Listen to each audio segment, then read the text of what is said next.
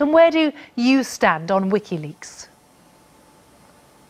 Hi there, thanks for having me on. Well, I think on this particular issue that it's it's quite an extreme declaration from the head of the CIA to declare Wikileaks to be a hostile actor.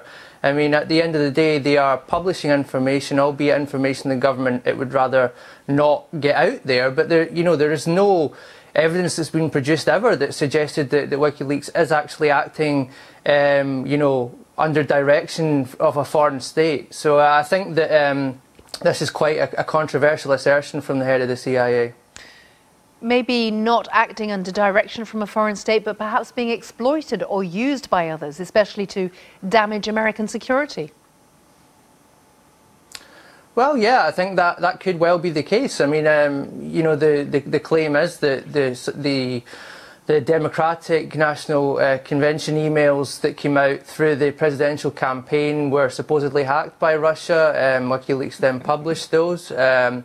So you can make the argument that a foreign state is exploiting Wikileaks by using it as a kind of conduit to put out that information. But at the end of the day, it is still a publisher, and like any news organisation, if you are given information, whoever the source is, if you can prove the information is legitimate and verify it, and that it's in the public interest to actually publish that information, I think that you're well within your rights to do that.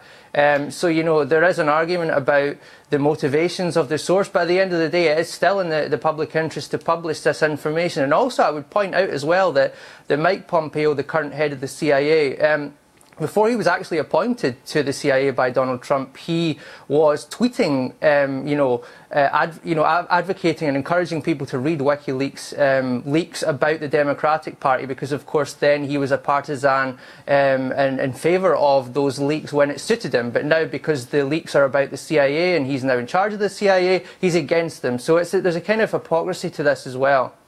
Ryan, how much do we know about why WikiLeaks does what it does, its motivations?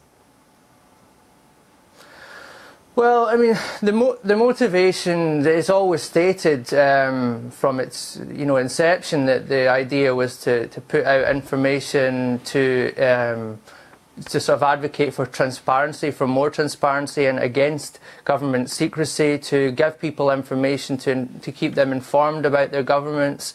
Of course, it is a very controversial organisation, and many people see it as focusing too heavily on the United States.